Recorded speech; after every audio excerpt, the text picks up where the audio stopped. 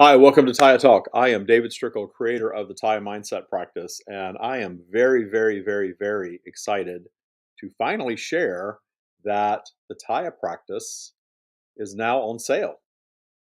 So if you haven't gotten your copy yet, you can go to Amazon.com. I think you know where that is. And it's available in paperback, hardcover, and the Kindle version. The paperback is available immediately. The hardcover, it's about 2 weeks out in publication right now, so you have a little bit of a delay when you order that, but you can get the paperback right away. Of course, you can get the Kindle downloaded to your device instantaneously. And it's a big book.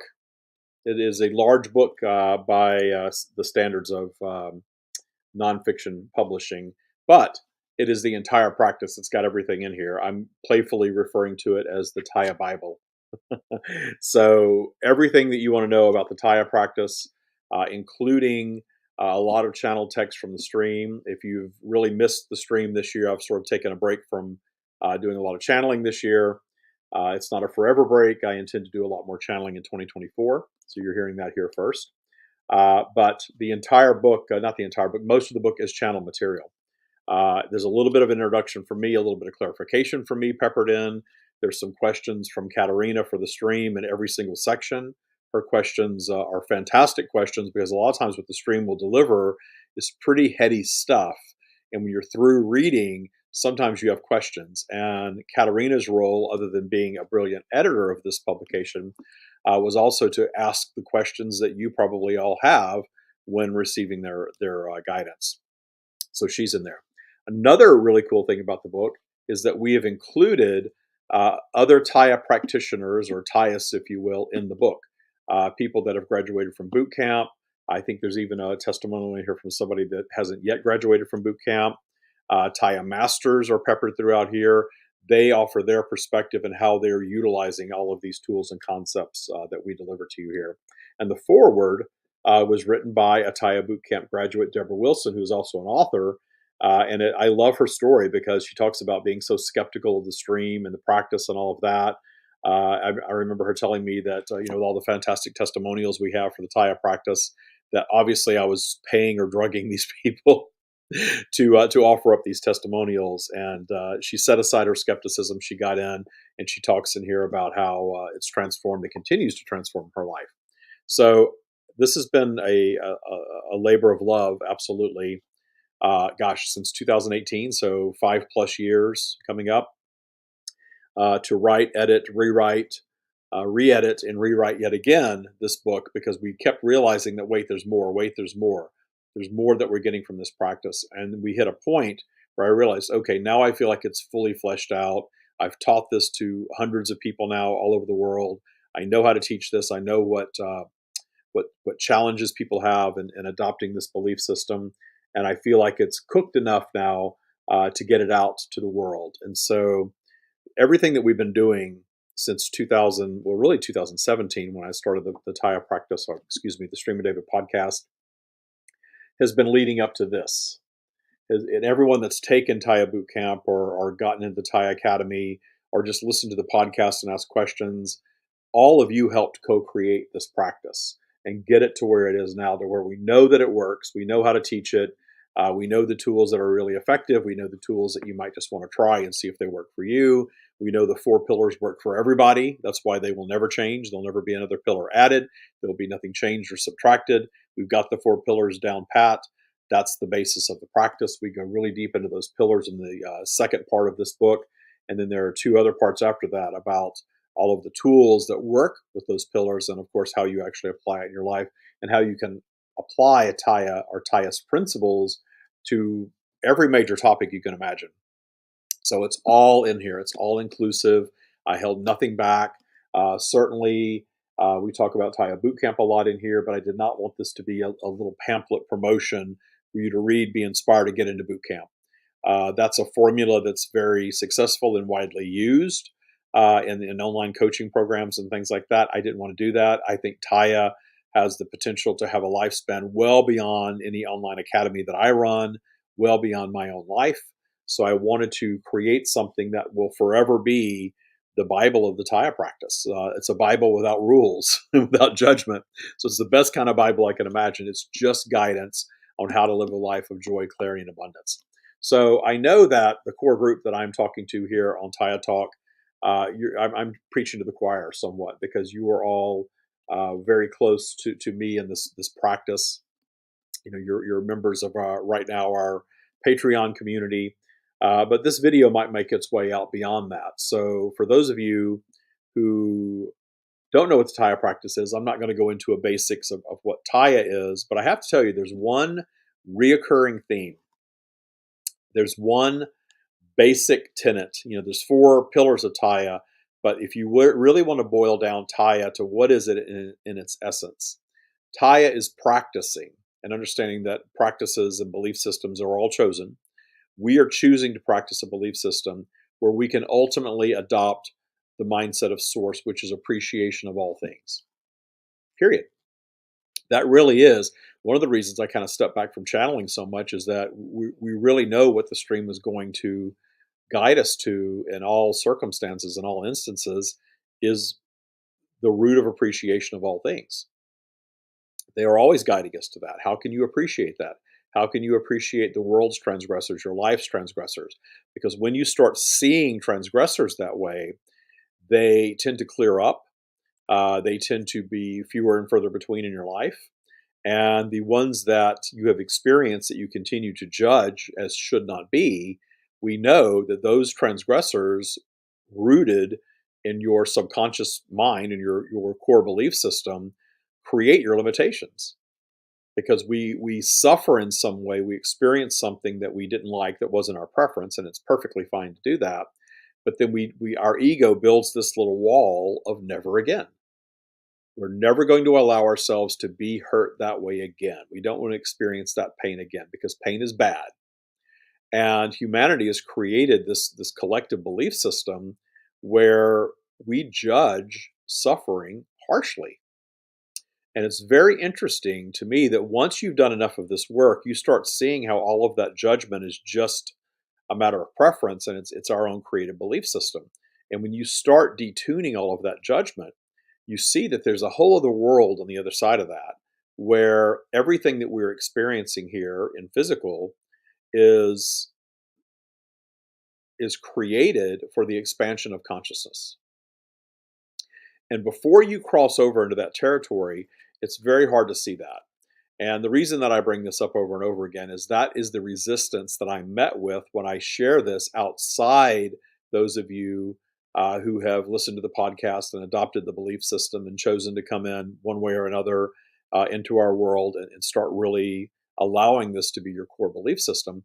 But when people are first discovering it, what I hear so often, almost daily on social media especially, is, well, how can you appreciate war and genocide and something happening to someone that you love that is tragic? There's no way. It's not possible. It's unrealistic. You're never going to do that. And they're stuck in the matrix. And it's okay that they're stuck in the matrix, because we have all been there.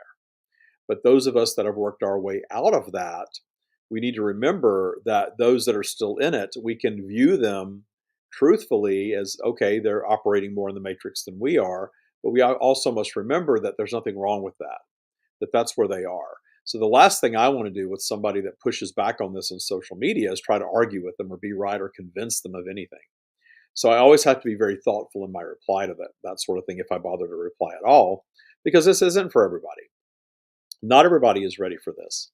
I see a couple of different types of people that come into our world usually. Spiritual seekers that are exploring the depths of spirituality, if you will. And of course, that's a big tent, as I say all the time. There's all sorts of belief systems that are labeled as spiritual, and they're trying to find the right fit for them. And there's certain things that just don't feel right, or it feels too glossy or too glossed over. We refer to these things as spiritual bypassing sometimes, and they find themselves, in these different genres until they stumble upon the stream. And those that stick around are the ones that are thinking, gosh, this is exactly how I feel. And someone else is speaking that back to me. And now I feel like I finally found a home. There's that type of individual. The other type of individual is someone who has been in such deep suffering that they will do anything for relief. They understand that something tragic has happened in their life. In most cases, there's some sort of major trauma that's gone on, and they have suffered and suffered and suffered in that trauma, and they genuinely seek relief from it. Now, of course, we all know that there are some out there that really get addicted to their trauma and it really becomes the core of who they are, and they really don't want to move beyond that. That's okay. But for others, that suffering, they just can't stand it anymore. They've got to do something to relieve it. They've tried everything and nothing else works. And they stumble upon the stream who is sharing with us the fact that they are appreciation of all things, of everything. And they see us as the eternal strands of consciousness that we are, and not this temporary human experience that we're perceiving right now. And that all of these things that we're perceiving is just like a little tiny grain of sand. And the reason that we suffer in our experiences is because we've been taught to label some of the things as should not be. And the things that we believe should not be, we continue to sort of beat that drum and repeat that. And it just plays on autopilot in our minds all the time. And it's constantly creating this sort of dull suffering experience. And it creates triggers for us. And we know that when we go down our spiral, we are more immersed in that suffering experience of the stuff that we label in our lives as should not be. And I have found that we can get in and do the inner work, but where the matrix can be really tricky, and the matrix is a well-developed vibration, so of course it has tools and pillars and all the things just like Tya does. And what the matrix tends to do for us to draw us back in is to say, okay, you've healed all of this stuff going on in your life and you've healed your pain, you've come to terms with it. But what about this thing that's happening to this person over there? Maybe someone that you care about, maybe it's somebody you've never met, maybe it's somebody that's so far away from you vibrationally and geographically that you know you'll never meet them. But here they are being harmed. And how can you not go down your spiral about that, is what we're told. And it's hard for so many people to get past that, to get to not go into that, oh my gosh, that shouldn't be, that has to stop. And it's interesting to me how we've created all this additional suffering for ourselves in this world by paying so much attention to what's going on externally. But then we have to realize that I'm not here having the same experience as that person. Even if they're related to me, even if I live in the same household, I'm not here having the same experience. They are experiencing something different than what I'm experiencing. Those of you that have children understand very well how you can have a being that is something that is of you in many cases, that is residing in the same household, that is having a very different vibrational journey than you. They're having a very different experience. They're responding to life differently than you are, and maybe differently than your preference for them is. And moving beyond the judgment of that is a tall order for a lot of people, but it's not impossible. And I know that the matrix will say, well, you can't do that. You can't be callous and uncaring, and you've got to be empathetic, and you're part of the problem if you're not part of the solution. But why is that? Why is that? Why are we constantly being shown what's going on for other people who are not operating in our bubble of reality? And what is that doing for us and our vibration? And what are we doing for them by simply going down our spiral in the judgment of what they're experiencing? What are we offering them? All these keyboard warriors out there that are constantly, oh, you gotta, you're part of the problem, and how can you not care? And this is so wrong, and we need to cancel this, and all of that. We know there's lots of that out there. It's more prolific now than any time in recorded history, where we are so concerned with what's going on external from us. And we're seeing, those of us that understand vibration, how it lowers the collective vibration of humanity, and how it's lowering the vibration of those people that are in that constant state of concern about what's going on for others. And we know how profitable it can be if somebody is a skilled presenter and a charismatic being, to get on social media or on television and simply talk about what's wrong with the world all the time. It's very infectious, if you will, to talk about what's wrong and what's bad and how these things are all wrong. And we know some of the most successful broadcasters out there focus just on what's wrong and what's negative, while those that are teaching something positive probably don't have as big an audience, not as many followers, because they're not offering that thing that activates the matrix, that activates that fear and judgment component of your ego, that motivates you to keep watching and need that constant feeding of something negative that's going on for someone else. And you've got to watch, because if you don't watch and you don't care, then you're part of the problem. But that's just a belief system. And if we understand vibration and we understand source, which is appreciation of all things, we understand that viewing the experience of others in simple appreciation of whatever they're experiencing is very avant-garde for humanity. But I believe that I am offering more to that individual and appreciating exactly where they are, because that's a higher vibration that I am sending out or broadcasting for them than the judgment of, gosh, what you're experiencing shouldn't be. We know that focusing on things that we think shouldn't be creates more of them. And when we stop focusing and stop judging and take our focus and place it upon what we want as opposed to what we don't want, then things change. Things change for the better, more in our favor, more in the direction of our preferences. So, why would that energy not work for others? I appreciate exactly what you're experiencing, even if it's a separation from physical experience. That's something that we're all going to experience at some point, and certainly some of those transitions are going to be peaceful. Some are going to be less than peaceful. Some are going to be what we label horrific, for sure. But we can find appreciation for all of it because it's what is. And I find that viewing humanity, or viewing an animal even, as a strand of eternal consciousness, here having what is guaranteed to be a temporary experience, is a far higher vibrational state to operate in than one of judgment. It should not be. I know a lot of people will talk about, innocence, children and animals and things like that, and we've got to stop the harming of these things. There's absolutely nothing wrong with having a preference for less harm to come. Absolutely, there's not having that preference. My preference is that no one is ever taken advantage of again, that no one is ever tortured again, that no one is ever murdered again, that no one is ever harmed unduly again. Heck, my preference is that no one's ever in an accident again, or maybe no one ever gets heart disease again. That's great. That's not the world that we live in. We operate in a society where we know that unwanted things happen to all of us. All of us. It's inevitable.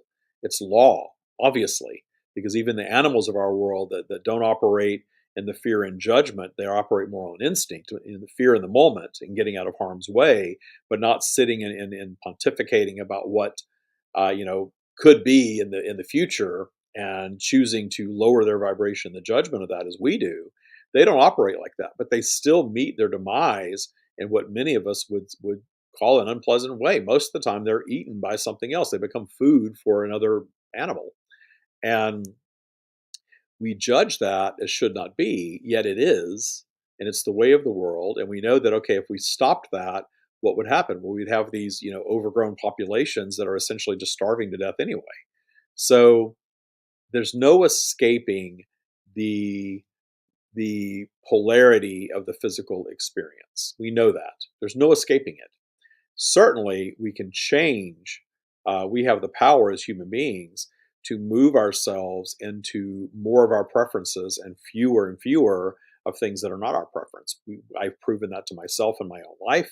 I see people that have come through that I've worked with in coaching, in Tya Boot Camp, that have absolutely proven that in their lives. I see people that go through boot camp and life gets a lot better when they're in boot camp. They get out of boot camp and maybe they sort of disconnect from our world in some way, or they move on to other things. And all of a sudden, their old things come back and their lives unravel a little bit. And some of them will even say, gosh, I wasted my time in Tya Boot Camp. Well, no, you didn't.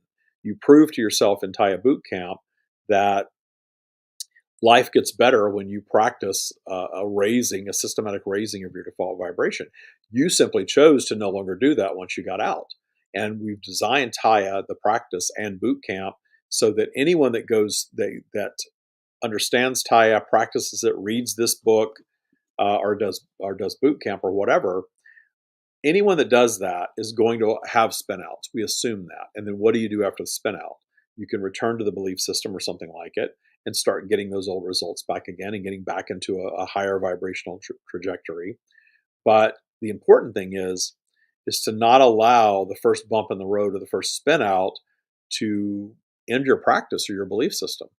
If your intention is to systematically raise your default vibration, everything that you need for the rest of your life is here in this book, is in this practice. Everything. Everything. It's your choice whether you want to absorb it or not and practice it or not, certainly. So, I talk about the exceptions, but the rule has been that I make sure before anyone graduates boot camp that they know the practice, they've seen it show up in their life. It's their choice from there whether they choose to practice it or not, or whether they fall off the wagon, which we all do from time to time, if they return to their practice, or if they maybe there's another new shiny thing out there that they move toward. I see that happen too. There's nothing wrong with any of these experiences. It is what it is. But I do want to conclude this interaction with the fact that we've created it now. It exists in this book. And as long as those of us that are choosing to practice it choose to practice it and keep it alive, it will continue to grow and it will expand. And what happens next is completely up to our collective vibration of what we do with it. I don't necessarily think that standing on street corners and preaching this stuff to people is the way to go. I think people have to find their own way to this. Yes, I do want to make it available to those that are seeking, and definitely, try to market and promote to people that are good candidates for the Tya practice. But it's up to us from here whether we keep this going or not. I know that there's been a couple of times in the past couple of years where I was in a spin out and I thought, oh, maybe this is just going to die and not be anymore. And it doesn't. It keeps coming back around. It keeps coming back around for me. And I have found that I have to manifest a disruptive event sometimes to bring me back to it. And when I do that, when I have that experience, I find that the spin out and the disruptive event and the pausing of my practice leads me back to it. And then it's so much more than it was before when I rediscover it or re-implement it in my life. That's the joy and the wonder of this practice, that it's always there for us. Once we learn it, we don't unlearn it. It just becomes dormant sometimes so that we can go spin out, have a human experience, and create from that human experience and expand our consciousness in that process. And then we return to it. And when we return to it, it's so much more meaningful than it ever was before. We understand it on a deeper, more profound level. And then we realize that we created the spin out as part of the practice. We never stop being Tyists. The stream's teachings do not forsake us. We always return to trust. And when we return to trust, we return to joy and clarity, and absolutely we return to abundance. So I can't wait to hear from all of you what you think of the book. I look forward to reading your reviews on Amazon, and I look forward to discussing it with all of you in all of these places where we teach. Thanks so much for watching.